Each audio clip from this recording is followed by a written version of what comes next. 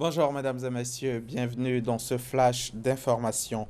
400 jeunes venant de 4 communes du district d'Abidjan sont recensés pour le projet de ravalement des façades des bâtiments publics et privés. Il s'agit de les former pour leur permettre d'acquérir des compétences techniques et professionnelles qui vont faciliter leur insertion socio-économique. Les détails avec Grace Kando. Mobilisation exceptionnelle des jeunes au Centre professionnel des métiers de la mécanique et de l'électricité de Koumassi dans le cadre du projet de ravalement des façades de bâtiments privés et publics. 400 jeunes âgés de 15 à 35 ans ont été choisis pour être formés au métier de la peinture, du bâtiment et de l'embellissement des pelouses. Je veux dire merci à tous nos bienfaiteurs pour l'insertion des jeunes aujourd'hui. Demain, nous pourrons être des élites de la nation. Grâce à ça, on pourra se prendre en charge. Nous ne serons pas des jeunes délaissés, livrés à eux-mêmes. Coût du projet, plus de 800 millions de francs CFA. Il s'inscrit dans le cadre du projet Emploi Jeunes et Développement des compétences à PGDEC, financé par la Banque mondiale et exécuté par l'État de Côte d'Ivoire. Après ces mois de formation et de pratique, vous serez dotés de compétences qui vous sortiront du chômage. Sachez que seule votre abnégation au travail et votre persévérance vous ouvriront la voie de la réussite. Chers jeunes, je voudrais vous indiquer que le métier du bâtiment, et particulièrement celui de peintre en bâtiment, est un métier noble. C'est un métier noble qui nourrit quand on est sérieux, honnête et soucieux de travail bien fait.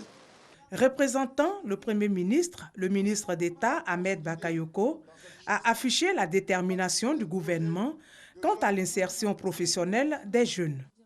Les jeunes, vous devez être optimistes.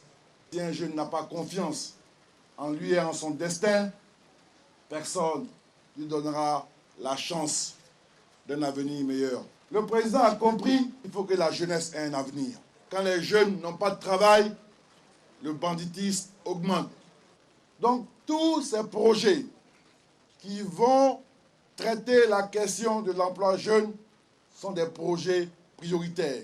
Face à cette problématique de l'employabilité des jeunes, une politique nationale de la jeunesse 2016-2020 a été élaborée par le gouvernement.